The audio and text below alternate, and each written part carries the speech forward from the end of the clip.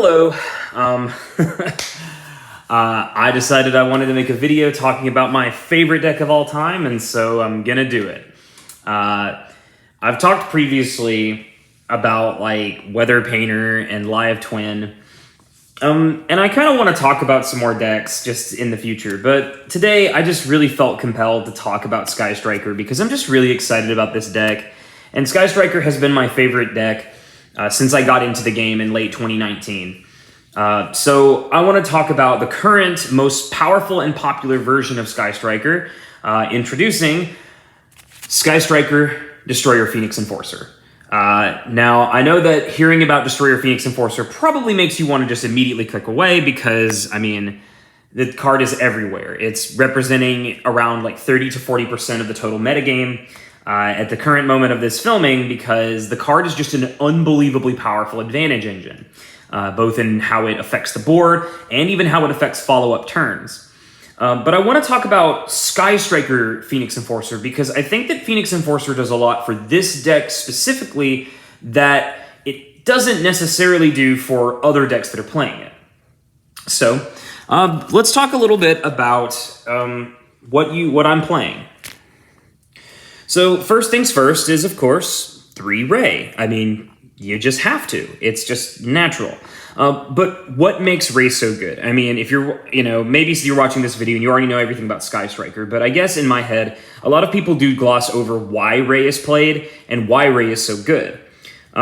And Ray is excellent because Ray accomplishes a few things for the deck. Number one, it's quick effect, which allows you to tribute it and then link summon or special summon a Sky Striker link from the extra deck, dodges targeting effects and forces a response from your opponent in many cases.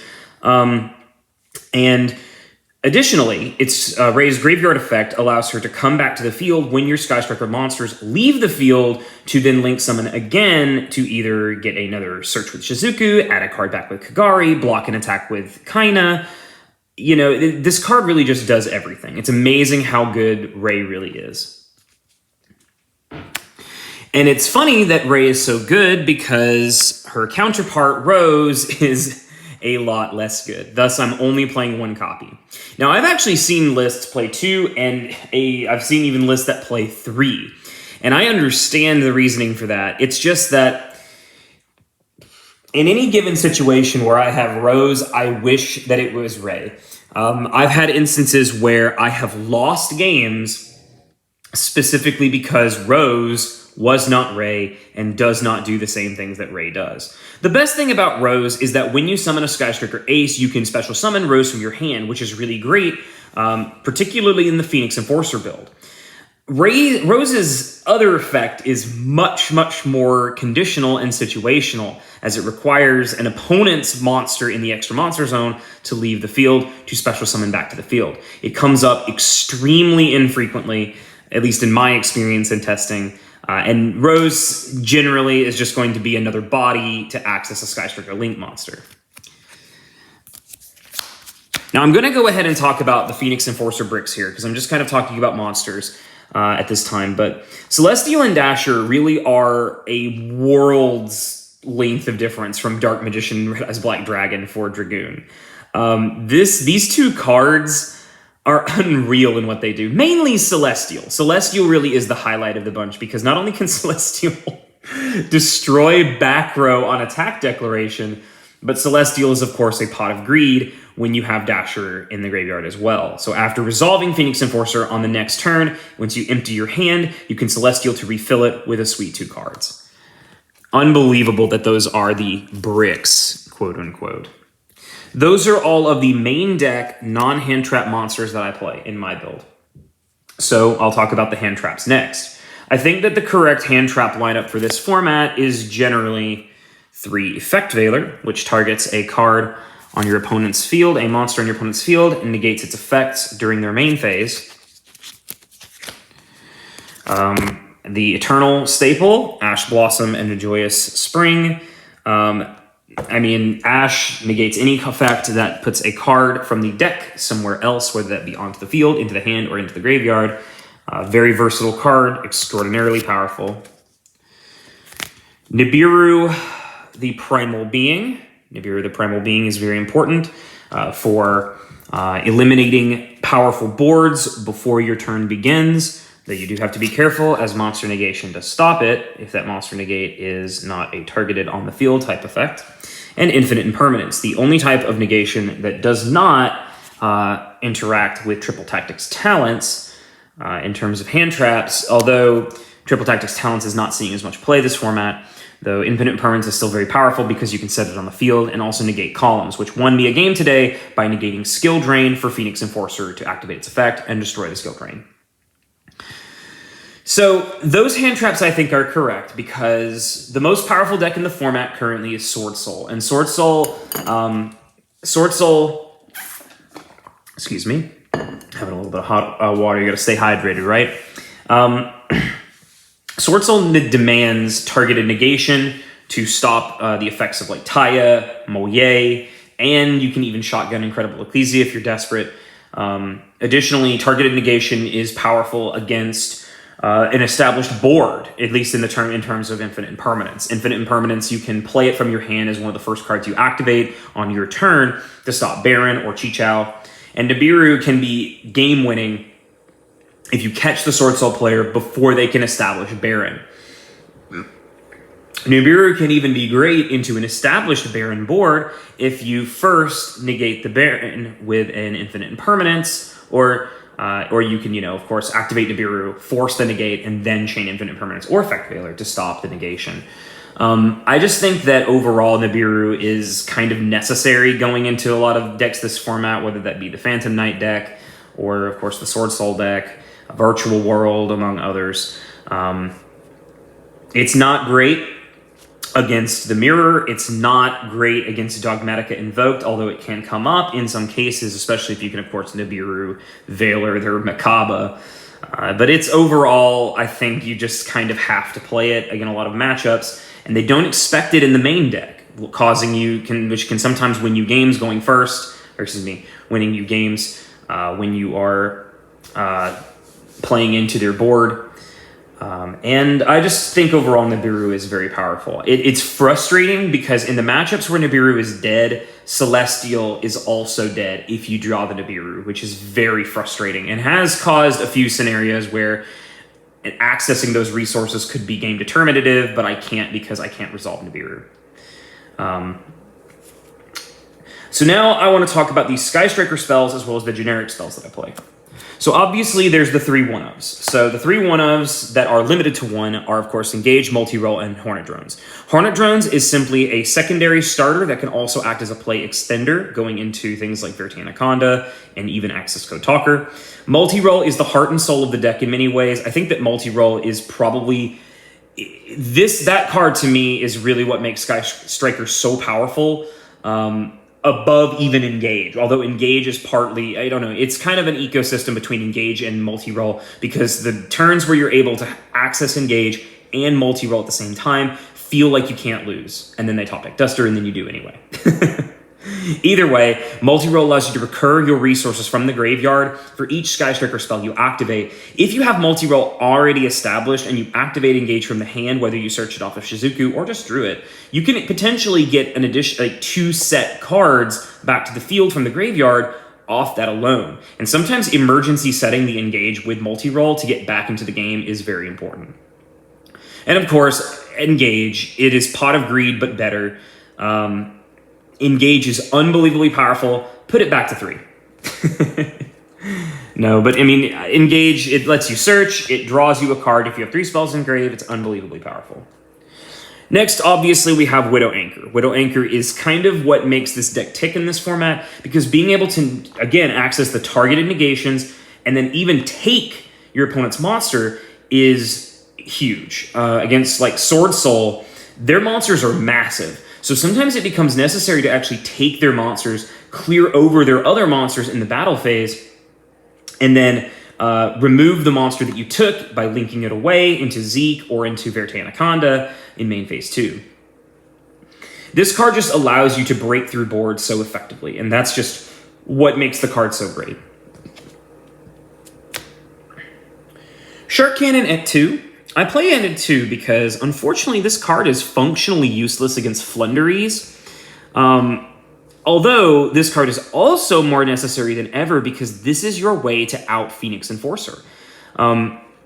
There have been several times where after using Afterburners or my own Phoenix Enforcer to out a Phoenix Enforcer, in the end phase, I search this with Shizuku and then remove the Phoenix Enforcer in the end phase.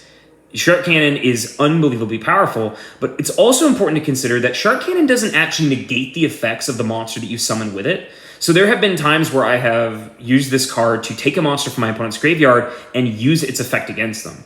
Very, very powerful. Now for some other one-ofs, I do play 1 Eagle Booster and 1 Afterburners. So I've seen a few people cut Eagle Booster, but I really do think Eagle Booster is one of the best cards to search with Engage, especially when going into the access code line.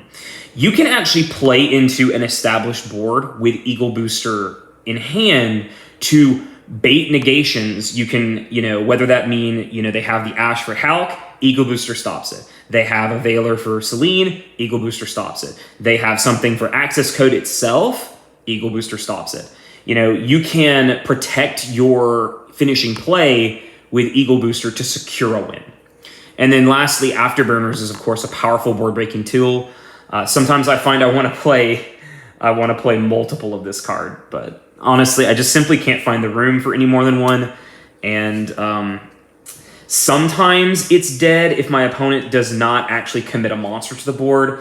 In scenarios like against Eldritch, Afterburners feels necessary, but somewhat underpowered because I have to wait for them to get a monster on board before it's live. Of course, I can sometimes use my own monsters in emergency scenarios, but that's not ideal. Lastly, I play 2 Area 0 and 1 Terraforming. I do not play Mystic Mine in my Sky Striker deck. I have a lot of self-respect. I have a lot of integrity as a person, so I do not play Mystic Mine. No. I just don't play... I don't play Mine because I don't find the playstyle enjoyable. I recognize that I might be able to get more wins off of Mine, maybe, but I rarely enter scenarios other than just like massively losing board states where they could, maybe they could out it anyway. I don't know. I just don't really find Mine to be an appealing card to play, so I don't play it. Area 0 instead is just, to me, I draw Engage off this, I draw Widow Anchor off this, I draw the things that I need off of it, and I send the extra copies of Fusion Destiny, Pot of Prosperity, or today I sent the extra copy of Terraforming to the graveyard. So that way I can fill the graveyard with spells, and this is also access to a Sky Striker monster sometimes with either Phoenix Enforcer, Afterburners, or multi-roll. So you might be thinking, how do you access a Sky Striker monster with Phoenix Enforcer? Well, once you've summoned Phoenix Enforcer, on the follow-up turn when you're no longer locked into Dark Heroes, if I still don't have access to a Sky Striker monster, I can pop my own Area 0 to see a Ray, which I think is a very important synergy for this deck. All right, now let's talk about the generic stuff, the things that aren't strictly Sky Striker cards. I play 2 one-ofs, Upstart Goblin and Reinforcements of the Army. I just can't let these cards go. These are free spells in grave. I recognize that Upstart Goblin conflicts with Pot of Prosperity, but that has actually come up in so few games that I don't really see it as an issue. The only times that it's, I've never lost a game because of that, so I can't say it's really particularly relevant. Speaking of, I do play Pot of Prosperity. I know I'm Mr. Moneybags out here with Pot of Prosperity, I know. But, the thing is that when you play Fusion Destiny, you kind of need this card because it helps you dig for it. The only problem with Prosperity is that in this deck in particular, I just cannot dig 6. I dig for 3 every time. And digging for 3 has been sufficient. This card is unbelievably powerful, and I'm glad that I'm playing it. It does somewhat conflict with Engage because you can't draw the extra card, but you can still search. I've already mentioned Fusion Destiny, so here it is. I do play 3 Fusion Destiny because I want to see Phoenix Enforcer ideally every game. It's pretty much that simple. Fusion Destiny enables access to the Phoenix Enforcer card, which is unbelievably powerful, and we'll talk about it more when we get to the extra deck. Now, the last thing that I play in the main deck that is worth discussing is Forbidden Chalice. Forbidden Chalice has overperformed in nearly every game that I've played. I know I have kind of the ugly gold rares instead of the nice ultra rares, but those ultra rares are so expensive. So I know I shouldn't even be saying that for someone who owns Pot of Prosperity, but I can't really justify spending 35 on that when this print is, I guess, fine. Chalice, for all intents and purposes, going second is 3 more copies of Widow Anchor and 3 more copies of Impermanence. And that and Impermanence and that type of targeted negation effect is, in my opinion, the most valuable effect that you can play in your main deck. I find Chalice to be unbelievably good, and I find it in this deck to be in particularly more effective than Droplet. Droplet is great, don't get me wrong, but there's not much that Droplet itself does that a Chalice, a Widow Anchor can't already do. And I find that I don't really want to send additional cards with Droplet. I want to just target something, negate its effects, and then move on and continue my plays elsewhere. I don't really want to send a bunch of cards and potentially lose a lot of advantage that way. I want to hit the things I need to hit and then move on. And I don't really want to have to pay 2 cards to do to Droplet when I can pay 1 with Chalice. Chalice, just like Droplet, has applications in Damage Step, where I can move to battle, declare an enter damage calculation with my direct attack in Hayate, and Chalice something and negate its effects without it being able to respond, which is, I think, really cool. Chalice has just been unbelievably powerful. Really love this card. Reprint it in secret, please. All right. Now let's talk about the extra deck. So in the extra, I'm playing, of course, some pretty standard ratios. 3 Shizuku. This is your in-face searcher. It is crucial to have access to this. Even more crucial than Shizuku is 3 copies of Kagari. This is how you get into your additional copies of Engage. Kagari recycles Engage over and over again, and that's what wins you games. I really wish I had room for 3 Hayate, but I only have room for 2. And Hayate is... in many ways, Hayate is the best card in the deck now. So I have found that against Sky Striker, Hayate has the biggest target on its head of any card. So even more than Engage, because this is what gives you access to Engage. So if I haven't really made it clear yet, but this deck is hard going second. I know, I'm not playing Lightning Storm, I'm not playing evenly matched in the main, I'm not playing any of those massive blowouts, but this deck hard going second, and Hayate is why. If you get to resolve Hayate's effect to dump Engage, then you are on your way to winning the game. Hayate being able to send any Sky Striker card to the graveyard is the deck's most important effect now, and getting to a board state where you can resolve it is infinitely more powerful than just a going first Shizuku pass. Even if going first Phoenix Enforcer Shizuku pass is much weaker than this. The other thing is that if you go first, you play right into back row hate. This deck hard loses to a resolved Harpy's Feather Duster. And, even eating a Twin Twisters or, God forbid, a Lightning Storm is just... you lose the game. And so going second means that you're going to be able to establish some form of hopefully advantage before your opponent has access to being able to pop your back row. And so Hayate allows you to attack in, get damage, send the necessary cards to the graveyard to establish a card advantage lead. And I have lost game 1 and still chosen to go second. I choose to go second on the die roll. I go second unless my opponent makes me go first. And so far, we have avoided that. Hayate is amazing. I play the 1 Kaina. I have a single ultimate rare copy because I pulled it. Hey, Kaina stops attacks, Kaina wins in time. If I'm in game 3 with 1 minute left, I don't banish Kaina off of Prosperity.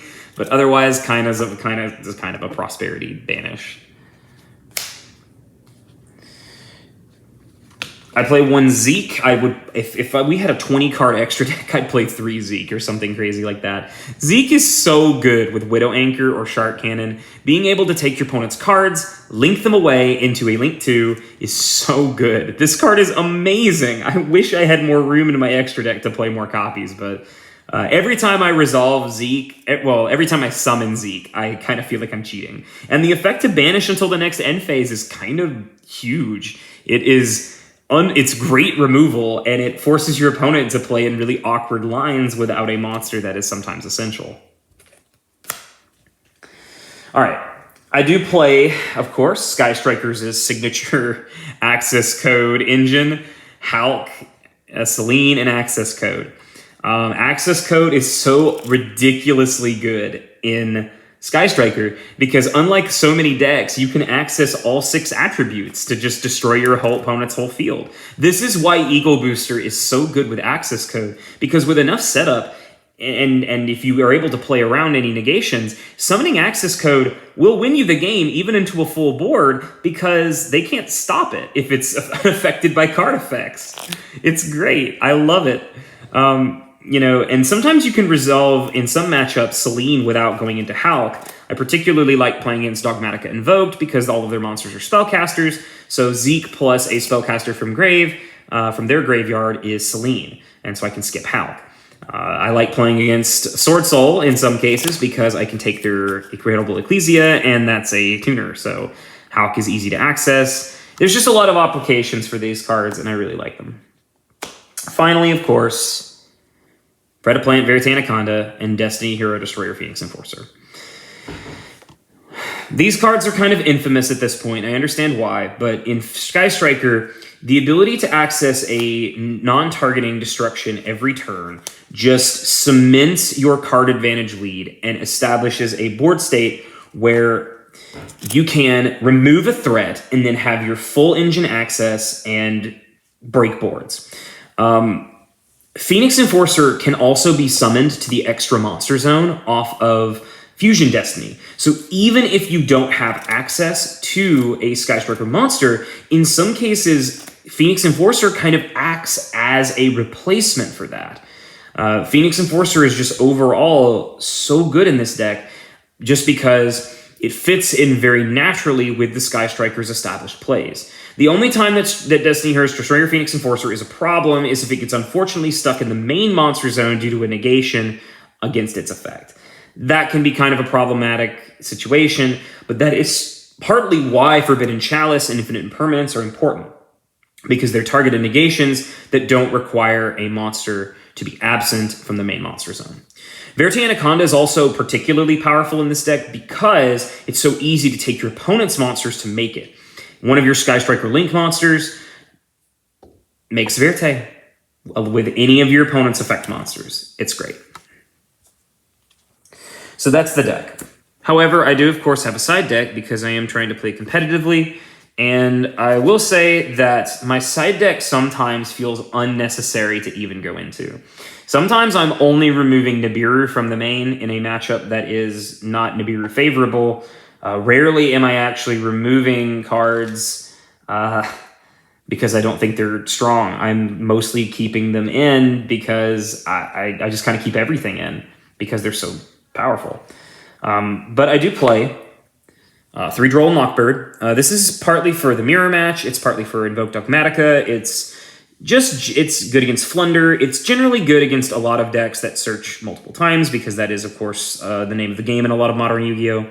I like this deck a lot, and I like this card a lot. And sometimes I wish I was playing it in the main over Nibiru because it's often easier to resolve and get out of the hand. You can also normal summon it, or it's just. But Nibiru is kind of necessary in the main. I wouldn't take Nibiru out of the main after today, especially at locals. And Droll Knockbird, it's a good card. I'm still side decking Artifact Lancia, in part for Leaderless Tri-Brigade, in part for Invoke Dogmatica, in part for Flunder. And Lancia is just a good card to have access to purely because, well, it stops banishing, and banishing is a powerful thing to do. That's also pretty good against Virtual World. I love hitting them with Lancey in the standby phase, and then they have to sit there with their Pot of Desires, unable to resolve it. For back row hate of choice, I tend to go with Cosmic Cyclone. I don't really ever want to discard cards in my hand, and I don't mind paying 1,000 if it means I get to get rid of something for good. I like this card a lot against Mine, against Eldritch, against even Flunder. I like to banish their stupid map that lets them normal summon a million times.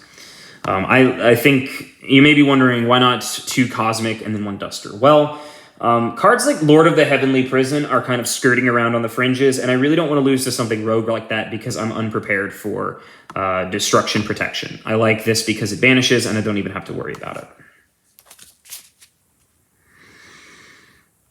Perhaps one of the most important going second cards is, of course, Evenly Matched. I board this in if I feel like my Sky Striker cards are not as effective against removing the board. This is mainly against back row type decks because Evenly Matched, it is fantastic, but I want my battle phase. I want to attack with Hayate. So this card doesn't actually come in that often, and I don't think it needs to come in that often. When it does come in, it's generally very, very powerful and helpful, but I have to assess my opponent's deck a lot more carefully before I do so. The last card in my side might seem a little strange since I am hard going second. I do not go first under any circumstances, but it's There Can Only Be One. Now, I know this card is heinous and widely hated, and it's, rightful. This card is pretty frustrating to deal with, but I play it in part to prevent follow-ups. So in the case where me breaking my opponent's board is effective, my opponents can sometimes have follow-up plays that are very strong. Flunder, of course, Sword Soul, very powerful follow-ups, but both decks really fold to There Can Only Be One. Flunder basically can't resolve anything under There Can Only Be One, and Sword Soul requires specific setups to play around it. There Can Only Be One is pretty good against things like Eldritch as well, where you can lock them out of summoning their Golden Land cards. There Can Only Be One doesn't matter that much to my deck because I can just kind of sit on one Sky Striker Link and be fine, especially if it's Hayate. I can just keep attacking, poking directly. But the other thing is, of course, you have a myriad of ways to send it yourself, whether that be Phoenix Enforcer, multi-roll, or Area Zero. Playing There Can Only Be One to lock my opponent out of their follow-up and then removing it with Area Zero and gaining advantage as well is very intoxicating. And I'm sorry, but I have rejected my humanity and played There Can Only Be One. So that is Phoenix Enforcer Sky Striker. I know that it's not the most exciting deck because Sky Striker has been around for a long time, and people are sick of it, but for me, this was my entry point to the game. Sky Striker means a lot to me as a deck just because it is what allured me to Yu-Gi-Oh! In the first place, and in many ways, Sky Striker's playstyle has informed what I like to play most in Yu-Gi-Oh! And I'm always looking for Sky Striker and Sky Striker style decks to play because I really do just love this deck. I know that some people hate this deck. I know some people have post-traumatic stress disorder in terms of resolving engage into engage into engage into engage. And it's just like, I get it. I really do.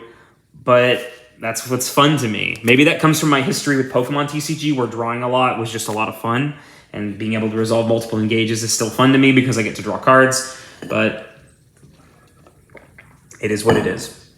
I went to locals today and went 3-1. My only loss was to Flunder, actually, because my hands were very poor to play into Ryza, and it just was a mess. I really just did not open well either game and just kind of folded. It's funny because I played a set with the player afterwards, and I 2-0'd him quite cleanly with very little resistance, and told me, yeah, it was clear that your deck was, is favored in this matchup. Flunder actually performs very poorly against Striker, but it was clear that I had everything, you had nothing in the tournament game. And so I don't feel too bad about it. I did manage to beat Sword Soul. I beat Mine.